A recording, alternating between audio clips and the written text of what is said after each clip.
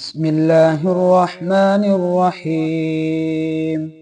ألف لام ميم.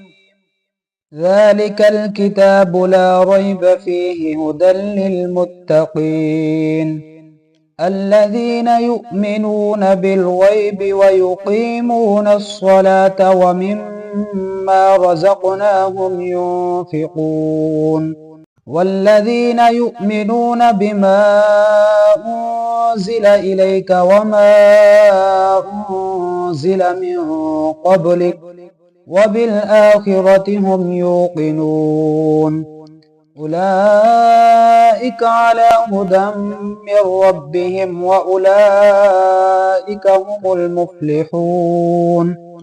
إن الذين كفروا سواء عليهم أأنذرتهم أم لم تنذرهم لا يؤمنون.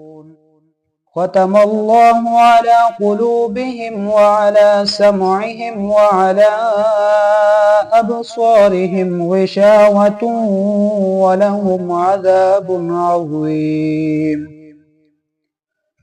ومن الناس من يقول آمنا بالله وباليوم الآخر وما هم بمؤمنين يخادعون الله والذين آمنوا وما يخدعون إلا أنفسهم وما يشعرون.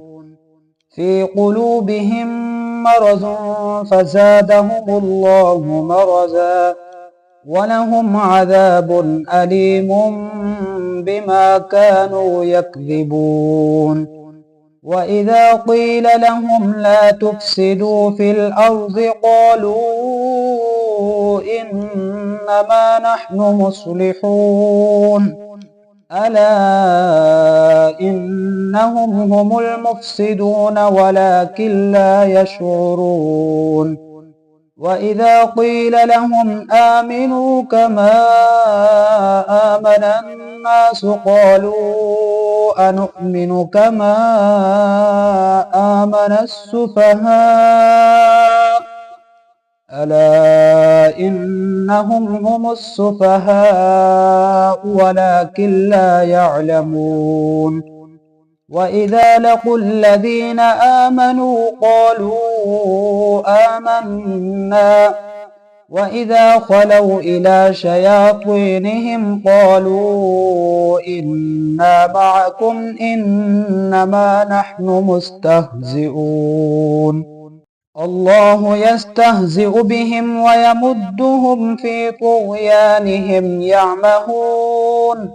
أولئك الذين اشتروا الضلالة بالهدى فما ربحت تجارتهم وما كانوا مهتدين. مثلهم كمثل الذي استوقد نارا فلما أضاءت ما حوله ذهب الله بنورهم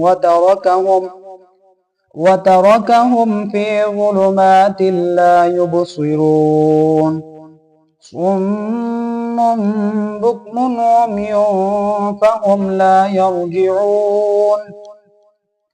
أو كصيب من السماء فيه ظلمات ورعد وبرق يجعلون أصابعهم في آذانهم من الصواعق حذر الموت والله محيط بالكافرين.